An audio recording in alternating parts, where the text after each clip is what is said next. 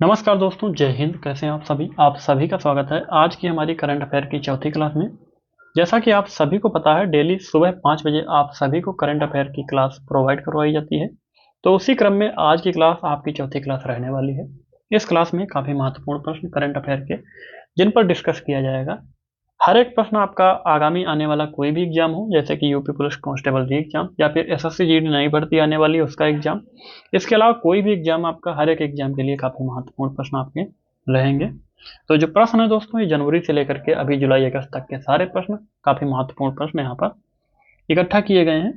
चलिए प्रश्न देख लीजिएगा। तो ओलंपिक 2024 में महिला एकल टेनिस का खिताब किस खिलाड़ी ने जीता है? काफ़ी महत्वपूर्ण प्रश्न है। सही उत्तर आपका हो जाएगा झेंग किनवेन ने। ये चीन की खिलाड़ी हैं।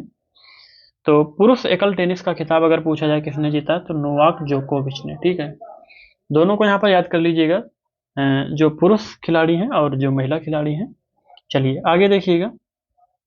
तो अगला प्रश्न है आपका, हाल ही में किस देश की प्रधानमंत्री ने इस्तीफा दिया है? बताइएगा। तो किस देश की प्रधानमंत्री ने इस्तीफा दिया है? सही उत्तर आपका हो जाएगा बांग्लादेश। जैसा कि आप सभी को पता है, बांग्लादेश में इस समय क्या चल रहा है, आरक्षण के विरोध में काफी हिंसक आंदोलन वहां पर हो रहे हैं। तो उसी के नाते जो है यहाँ पर पीएम शेख हसीना जो वहाँ की हैं, उनको इस्तीफा देना पड़ा है या फिर उन्होंने इस्तीफा दिया है। वहाँ की मुद्रा की अगर बात करें तो वहाँ की मुद्रा आपकी टका है। ये प्रश्न जो है, इनसे संबंधित कुछ महत्वपूर्ण जानकारियां होती हैं, उनको मैं नोट कर लेता हूँ ताकि प्रश्नों के साथ में उनसे संबंधित कुछ और जानकारी आप सभी को साथ में मिलती रहे। अगला प्रश्न देखिएगा। अगला प्रश्न है, हाल ही में राष्ट्रीय महिला आयोग ने महिलाओं के लिए किस केंद्र का उद्घाटन किया है? सही उत्तर क्या हो जाएगा? डिजिटल शक्ति केंद्र। यहाँ पर दोस्तों ऑप्शन मैंने नहीं रखे हैं, हर एक ऑप्शन को पढ़ेंगे तो समय ज़्यादा रहेगा लगेगा।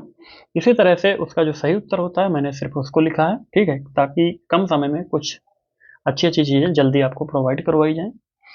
तो जो महिला आयोग है, उन्होंने उसने जो है डिजिटल शक्ति केंद्र का उद्घाटन किया है। किसके लिए? महिलाओं के लिए।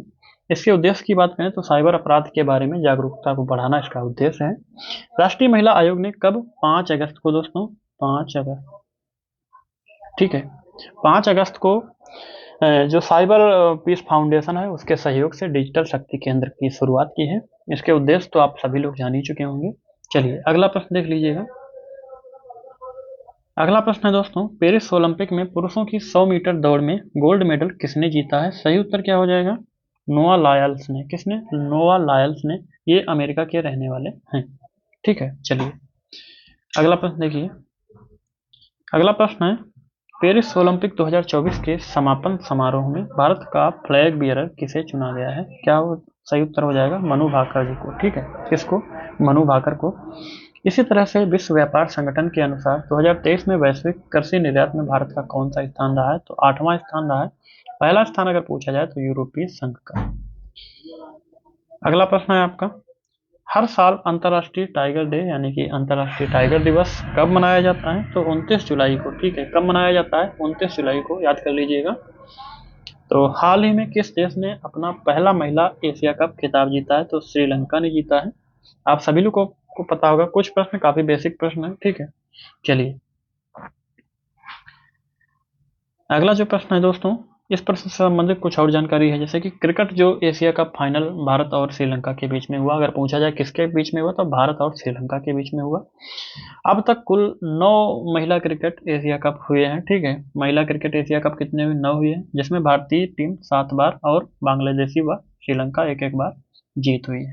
ये काफी महत्वपूर्ण जानकारी है। ठीक है, चलिए अगला दोस्तों पूछा गया है,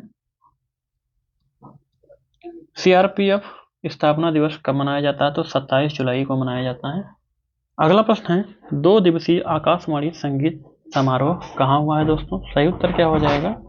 तो ये हुआ है नई दिल्ली में। आकाशवाणी का संगीत समारोह दिनांक 3 और 4 अगस्त को हुआ है। कहाँ? नई दिल्ली स्थित आकाशवाणी परिसर में हुआ है। चलिए अगला प्रश्न देखिए। प्रश्न है, अंतर्राष्ट्रीय ओलंपिक समिति का सदस्य किसे चुना गया? नीता अंबानी को चुना गया है। इसी तरह से किस राज्य सरकार ने अग्निवीरों को 10% आरक्षण प्रदान करने की घोषणा की है? तो राजस्थान सरकार ने। ठीक है, चलिए अगला प्रश्न देखते हैं। तो यहीं तक हमारे प्रश्न थे, प्रश्न 12 थे। तो काफी महत्वपूर्ण प्रश्न है।